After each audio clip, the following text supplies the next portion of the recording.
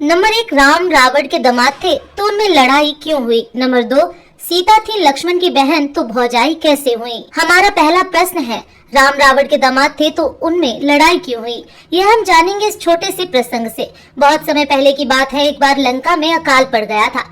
जब लंका में अकाल पड़ गया तो रावण ने यहाँ तक कि ऋषि मुनियों से भी कर लेना शुरू कर दिया था। फिर धीरे धीरे राक्षस ऋषि मुनियों पर भी आक्रमण करने लग गए थे।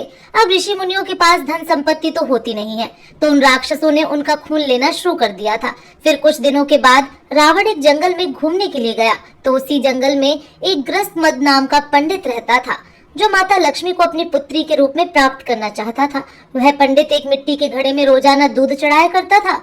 उस दिन वह पंडित कहीं बाहर गया हुआ था, तभी रावण आया। फिर रावण ने उस पंडित की कुटिया में जाकर के देखा तो उस कुटिया के अंदर वह मिट्टी का घड़ा रखा हुआ था। रावण ने उस घड़े को अपने हाथों में ले लिया और उस घड़े में ऋषि मुनियों का खून इकट्ठा किया और उस खून को लेकर वह वहां से चला गया।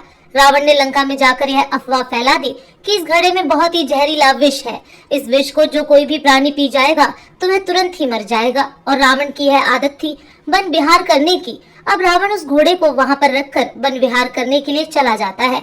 और इधर मंदोदरी को इस बात की शंका थी कि रावण पराई स्त्रियों के साथ विहार करता है, इसलिए वह आई और गुस्से में आकर के देखा कि मैं इस जहरीले विष को पीकर मर जाती हूँ। तो मंदोदरी ने उस घड़े से थोड़ा सा खून लिया और पी गई। जब मंदोदरी ने वह खून पी लिया तो वह उससे मरी तो नहीं, बल्कि उसके गर्भ ठहर गया। अब तो मंदोदरी और भी ज्यादा परेशान हो गई। उसने इस गर्भ को गिराने का उपाय सोचा और रावण से कहा कि हे महाराज, मैंने सुना है कि आप जब जोर से अट्टहास करते हैं, जोर से दहाड़ते हैं, तो बड़ी बड़ी स्त्रियों के गर्भ गिर जाते हैं। एक बार मैं भी तो देखूं कि आप कैसे दहाड़ते हैं। मंदोदरी की यह बात सुनकर रावण ने जोर से अट्टहास की और जोर से दहाड़ मारी तो मंदोदरी का गर्भ नीचे गिर गया। फिर रावण वहां से चला गया। मंदोदरी ने नीचे गिरे हुए उस गर्भ को उठाया और उस गर्भ को उसी घड़े में डाल दिया और उस घड़े को ढक दिया। 2-3 दिन बाद भविष्यवाणी हुई कि अगर यह घड़ा इसी राज्य में रहेगा तो यहाँ पर भयंकर आपदाएं और अकाल पड़ेंगे, इसलिए इस घड़े को ले जाकर कहीं दूर जमीन में गाड़ दो। जब आकाशवाणी हुई तो रावण ने सोचा कि राजा जनक का जो राज्य है मिथिला, वह बहुत ही समृद्धशाली है, मैं उसी राज्य में इस घड़े को गाड़ दूंगा। फिर अगले दिन रावण उस घड़े को लेकर रवाना हुआ और मिथिला नगरी पहुंच गया। वहां फिर जाकर उसने उस घड़े को राजा जनक के बाग में गाड़ दिया। उस घड़े को वहां गाड़ने के बाद रावण वापस अपनी लंका नगरी को आ गया। फिर धीरे धीरे राजा जनक का वह बाग जो हरा भरा था, जिसमें अनेक प्रकार के पौधे लगे हुए थे, वह सभी सूखने लगे और धीरे धीरे करके वह पूरा बाग सूख गया। राजा जनक ने जब यह देखा कि उनका हरा भरा बाग अचानक ही कुछ ही दिनों में सूख गया तो वह बड़े आश्चर्य में पड़ गए। राजा जनक का वह बाग सूखने के बाद धीरे धीरे चारों तरफ की हरियाली सूखने लगी और मिथिला नगरी में भयंकर अकाल पड़ने लगा। चारों तरफ भूखमरी फैल गई। मिथिला नगरी की प्रजा भूखे मरने लगी। उस अकाल को देखकर चारों तरफ लोगों में हाहाकार मचने लगा। न तो खाने के लिए लोगों के पास अन्न रहा और न ही पीने के लिए पानी रहा। मिथिला नगरी में जितने भी तालाब, बावड़ी और सरोवर थे, सब सूख गए। पशु पक्षी भूख के मारे तड़प तड़प कर मरने लगे और जो बचे हुए थे वह वहां से इधर उधर भागने लगे। फिर एक दिन मिथिला नगरी में राजा जनक के पास ऋषि वशिष्ठ जी आए और उन्होंने राजा जनक से कहा, हे राजन, अगर आप यहाँ पर हलेष्टि यज्ञ करा देंगे तो आपका राज्य पहले जैसा हो जाएगा। आपके राज्य में पहले की तरह खुशहाली ही खुशहाली आ जाएगी। फिर से आपकी नगरी आबाद हो जाएगी और किसी चीज की कोई कमी नहीं होगी। फिर राजा जनक ने ऋषि वशिष्ठ के आदेश का पालन करते हुए हलेष्टि यज्ञ के दौरान स्वयं हल चलाया था।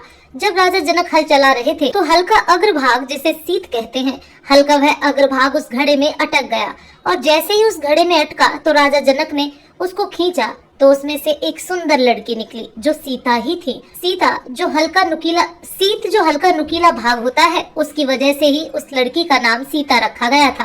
फिर उसी दिन से अकाल समाप्त हो गया और राजा जनक का राज्य पहले की तरह खुशहाल हो गया। फिर वह लड़की धीरे धीरे बड़ी होने लगी और जब वह बड़ी हो गई तो आपको पता ही है कि माता सीता का विवाह भगवान पुरुषोत्तम श्री राम के साथ कर दिया। लेकिन माता सीता के विवाह से पहले एक दिन रावण राजा जनक के दरबार में आया था और उसने माता सीता जी का हाथ देखा और हाथ देख करके कहा कि यह लड़की तो साक्षात मेरा काल है, क्योंकि एक बार यह लंका जाएगी और इसका जो पति होगा वह मुझे मार डालेगा। इसके साथ ही संपूर्ण लंका नगरी का विनाश हो जाएगा। ऐसा देखकर रावण वहां से चुपचाप लंका नगरी को चला गया। लेकिन रावण माता सीता की सुंदरता पर मोहित हो गया था। जो माता सीता जी थी वह असली पुत्री तो रावण की ही थी। वह मंदोदरी के गर्भ से पैदा हुई थी। राजा जनक तो उनके पालनहार थे, इसीलिए राम रावण के दामाद हुए। अब राम और रावण में लड़ाई क्यों हुई? लड़ाई इसीलिए हुई क्योंकि रावण ने माता सीता की हस्तरेखा में पहले ही यह देख लिया था कि मैं इस कारण से मरूंगा, यही विधि का विधान है, इसलिए उनमें लड़ाई हुई। और वैसे भी भगवान को उन राक्षसों का नाश करना था, क्योंकि रावण भगवान विष्णु का एक गढ़ था, भगवान को उसका उद्धार भी करना ही था। हमारा दूसरा प्रश्न है, सीता थी लक्ष्मण की बहन तो भौजाई कैसे हुई? अब यह तो आपको पता ही है कि सीता जी लक्ष्मण की भौजाई थी, लेकिन सीता जी लक्ष्मण की बहन कैसे हुई यह हम जानेंगे इस प्रसंग से। लक्ष्मण जो थे वह शेषनाग के अवतार थे। आपको पता होगा लक्ष्मण के शेषनाग के सहस्त्र फन थे। उन सहस्त्र फनों में से एक फन जो था वह सुलोचना को बुरी नजरों से देखता था। ऐसा कहा जाता है कि जो सुलोचना और सुनैना थी वह शेषनाग की पुत्रियां थीं। इनका पालन पोषण भी नागलोक में ही हुआ था। शेषनाग के एक फन की नजर सुलोचना पर पड़ी और उसने सुलोचना को गंदी नजरों से देखा, जबकि सुलोचना भी शेषनाग जी की पुत्री ही लगती थी। तो गंदी नजरों से जब एक फन ने देखा और जब शेषनाग जी को यह मालूम हुआ तो शेषनाग जी ने तुरंत ही एक फन को काट दिया, उस फन को काट दिया जो गंदी नजरों से देख रहा था। फिर उस फन का ही मेघनाथ बना था। इधर शेषनाग जी से ही मेघनाथ उत्पन्न हुए थे और शेषनाग जी से ही लक्ष्मण जी उत्पन्न हुए थे।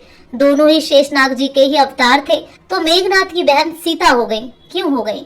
क्योंकि सीता मंदोदरी के गर्भ से उत्पन्न हुई थी और इधर मेघनाथ भी मंदोदरी के गर्भ से ही उत्पन्न हुए थे, इसलिए मेघनाथ की सीता जी बहन हो गई। और मेघनाथ और लक्ष्मण दोनों शेषनाग जी से उत्पन्न होने के कारण दोनों भाई भाई हुए, इसलिए सीता जी लक्ष्मण जी की बहन हुई और मेघनाथ की भी बहन हुई, क्योंकि दोनों ही शेषनाग जी से उत्पन्न हुए थे, इसलिए सीता लक्ष्मण जी की बहन हुई। हालांकि कुछ मान्यता ऐसी भी हैं कि सीता जी धरती से उत्पन्न हुई थी और शेषनाग जी भी धरती को धारण करने वाले थे, इसलिए उनकी बहन मानते हैं। इस प्रकार से सीता जी लक्ष्मण जी की बहन भी थी और भौजाई भी थी। अगर आपको वीडियो पसंद आया हो तो वीडियो को लाइक करें।